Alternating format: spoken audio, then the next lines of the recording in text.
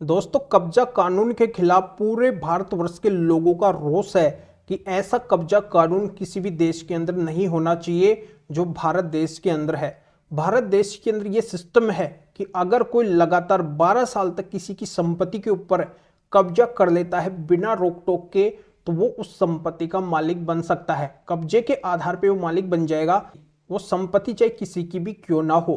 तो बहुत ही खतरनाक कानून है। जो संपत्ति के असली मालिक है उनके लिए बुरा कानून है, ऐसा कानून नहीं होना चाहिए। उनका बार बार ये कहना हो रहा है क्योंकि उनकी वो संपत्ति पैतृक भी हो सकती है, यानी कि पुश्तैनी हो सकती है, जो उनके बाप दादाओं से उनको मिली होती है, पर उसके ऊपर कब्जा हो चुका है। तो अगर इस तरीके से 12 साल तक लगातार उस कब्जेधारी का कब्जा रह गया तो उनकी पुश्तैनी पैतृक संपत्ति के ऊपर वो कब्जाधारी मालिकाना हक जमा लेगा, वो मालिक बन जाएगा। ऐसा भी हो सकता है। तो यहाँ पे इस कानून के प्रति जो संपत्ति के मालिक है उनका बहुत ज्यादा रोष है। दूसरी ऐसी संपत्ति भी हो सकती है जो खुद की मेहनत की कमाई से उसको खरीदा गया है और उस खरीदी हुई संपत्ति के ऊपर कोई कब्जाधारी कब्जा कर लिया है, तो उसने तो एक एक रुपया जोड़ के कैसे न कैसे करके उस संपत्ति को खरीदा है और उसके ऊपर बिना वजह ही वो कब्जाधारी कब्जा कर लेता है। 12 साल तक उसके ऊपर रहता है तो वो कब्जाधारी उस संपत्ति का मालिक बन सकता है। ये सिस्टम बना हुआ है, ये कानून बना हुआ है। तो बिल्कुल इस कानून के प्रति जो संपत्ति के असली मालिक है उनका पूरा पूरा रोष है, पूरा पूरा गुस्सा है कि ये कानून पूरी तरह से खत्म होना चाहिए। तो भारत सरकार और सुप्रीम कोर्ट सभी से गुहार लगाई जा रही है कि ऐसा कानून नहीं होना चाहिए, बिल्कुल भी नहीं होना चाहिए। चाहे कब्जा कितना भी पुराना क्यों ना हो, वहां से उस कब्जेधारी को हटा देना चाहिए और संपत्ति फिर से हमें वापस मिल जानी चाहिए, डॉक्यूमेंट्स बेस पे हमें वापस मिल जानी चाहिए। तो दोस्तों, मैं आज आपको बताना चाहता हूं कि बिल्कुल ये सोल्यूशन, ये समाधान अब आपके लिए निकल गया है। चाहे कब्जा कितना भी पुराना क्यों ना हो, 12 साल क्या, चाहे 20 साल, 50 साल, 100 साल पुराना भी कब्जा क्यों ना हो, उस कब्जे को भी आप हटवा सकते हैं, उस संपत्ति के भी आप फिर से मालिक बन सकते हैं। जो 12 साल का कब्जा कानून है वो किसी भी लेवल के ऊपर काम नहीं करने वाला है, बिल्कुल भी काम नहीं करने वाला है। जो कब्जाधारी है वो इस कानून का बिल्कुल भी फायदा नहीं उठाने वाला है। फायदा केवल आपको मिलेगा, आपकी संपत्ति है तो फिर से वापस आपको मिल जाएगी।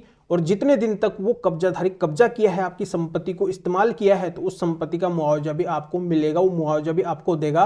तो इससे आपका फायदा ही फायदा है, कोई नुकसान वाली बात नहीं है।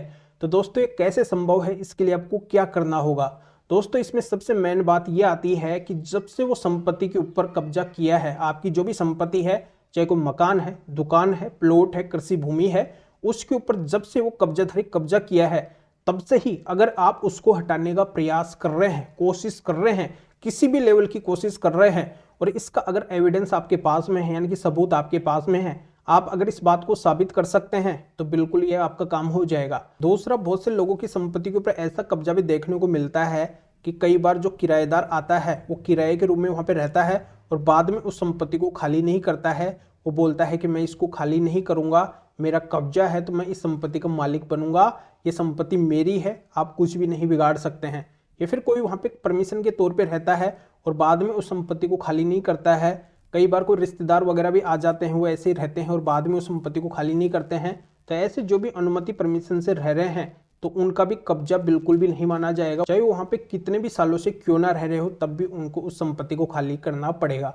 तो दोस्तों, बहुत ही इंपॉर्टेंट बात है। अब आगे मैं आपको बताने वाला हूं कि इसके लिए आपको क्या करना होगा।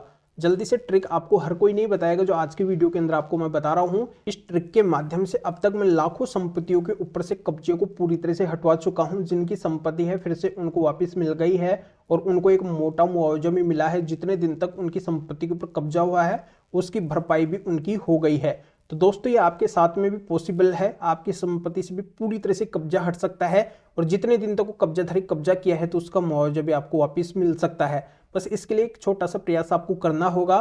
दो बातें में से एक बात आपको साबित करनी होगी। पहली बात तो ये है कि जब से कब्जा हुआ है तब से आप उसको हटवाने का प्रयास कर रहे हैं, कब्जे को हटाने का प्रयास कर रहे हैं।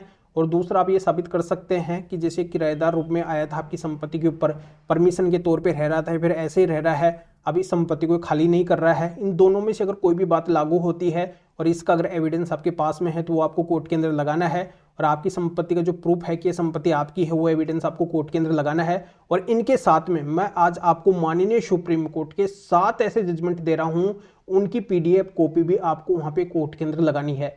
ये पीडीएफ कॉपी बहुत ही जरूरी है, क्योंकि इन पीडीएफ कॉपी के अंदर माननीय सुप्रीम कोर्ट ने जो संपत्ति के असली मालिक है उन्हीं के पक्ष के अंदर डिसीजन दिए हैं कि यहाँ पे जो कब्जाधारी है वो कभी भी मालिक नहीं बन सकता है ऐसी कंडीशन के अंदर। तो ये जो 7 माननीय सुप्रीम कोर्ट के जजमेंट है ये आप अपने मामले के अंदर लगाएंगे। जो कब्जे से संबंधित मामला आपका कोर्ट के अंदर कहीं पे भी चल रहा है वहां पे आप लगाएंगे तो मजबूरन जो भी डिसीजन आएगा वो आप ही के पक्ष के अंदर आएगा। कोर्ट जो भी डिसीजन देगी वो आप ही के पक्ष के अंदर देगी।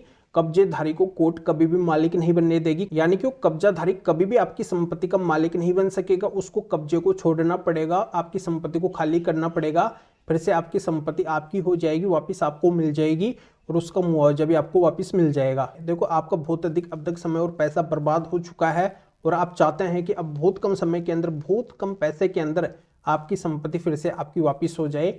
तो बिल्कुल ये पॉसिबल है। अगर आप इन 7 जजमेंट को लगाएंगे अपने कब्जे से संबंधित मामले के अंदर तो बिल्कुल आपकी संपत्ति फिर से वापस हो जाएगी, आपकी की हो जाएगी। बहुत कम समय के अंदर, बहुत कम पैसे के अंदर आपका ये समाधान हो जाएगा।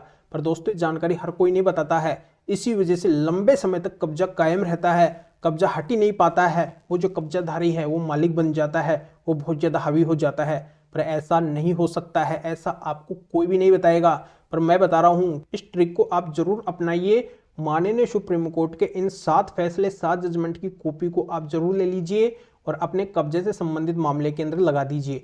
तो दोस्तों इन माननीय सुप्रीम कोर्ट के 7 फैसले, 7 जजमेंट की कॉपी को अगर आप लेना चाहते हैं तो इस वीडियो को डिस्क्रिप्शन के अंदर जाइए या फिर ये जो स्क्रीन के ऊपर व्हाट्सअप नंबर सो रहे हैं इस व्हाट्सअप नंबर के ऊपर भी व्हाट्सअप पे मैसेज कर सकते हैं। आप बता सकते हैं कि आपको इन 7 जजमेंट की पीडीएफ कॉपी लेनी है या फिर आपकी किसी भी तरीके की कानूनी समस्या है।